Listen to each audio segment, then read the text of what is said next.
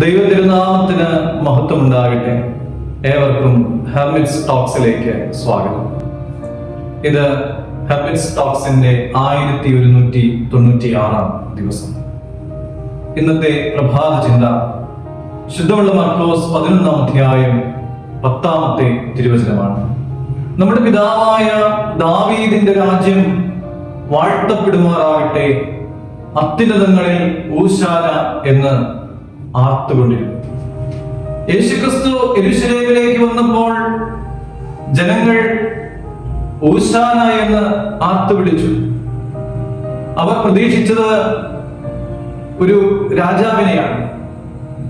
എന്നാൽ അവർ ആഗ്രഹിച്ച രാജാവിനെയല്ല അവർക്ക് ലഭിച്ചത്.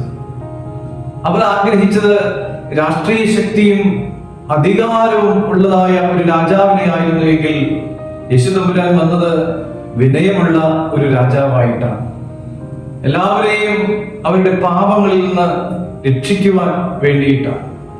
നമ്മുടെ കാര്യം തന്നെ നോക്കാം. നമ്മൾ ദൈവസന്നിധിയിൽ പ്രാർത്ഥിക്കുന്നത് നമ്മുടെ ഇഷ്ടങ്ങളാണ്. പക്ഷേ ദൈവം നമുക്ക് നൽകുന്നത് നമ്മുടെ രക്ഷയ്ക്ക് ആവശ്യമായത് എന്താണോ അത് മാത്രമാണ്. വസ്ത്രങ്ങളും ഇലകളും വഴിയിൽ വിരിച്ചവർ യേശു തമ്പുരാൻ ഞങ്ങളുടെ ജീവിതത്തിൽ ഇനി മുതൽ രാജാവായിരിക്കും എന്ന് പ്രഖ്യാപിച്ചു. വസ്ത്രങ്ങളും ഇലകളും വഴിയിൽ വിരിച്ച അതേ ആളുകൾ, ഊശാന എന്ന് ആർത്തു വിളിച്ച അതേ ആളുകൾ ഇവനെ ക്രൂശിക്ക എന്ന് പിന്നീട് ആർത്തു വിളിക്കുന്നത് നമ്മൾ കാണുന്നുണ്ട്.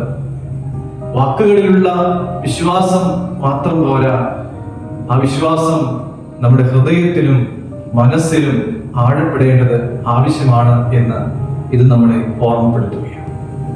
ശുദ്ധമുള്ള മത്തായി 7 അധ്യായം 21 തിരുവചനത്തിൽ പറയുന്നുണ്ട്, എന്നോട് കർത്താവേ കർത്താവേ എന്ന് പറയുന്ന ഏവനുമല്ല, സ്വർഗസ്ഥനായ എന്റെ പിതാവിന്റെ ഇഷ്ടം ചെയ്യുന്നവനാണ് സ്വർഗരാജ്യത്തിൽ കടക്കുന്നത് എന്ന്.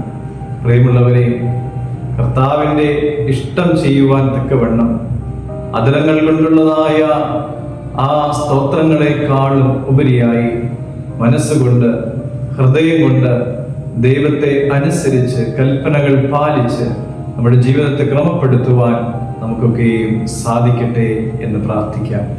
ദൈവം അനുഗ്രഹിക്കട്ടെ.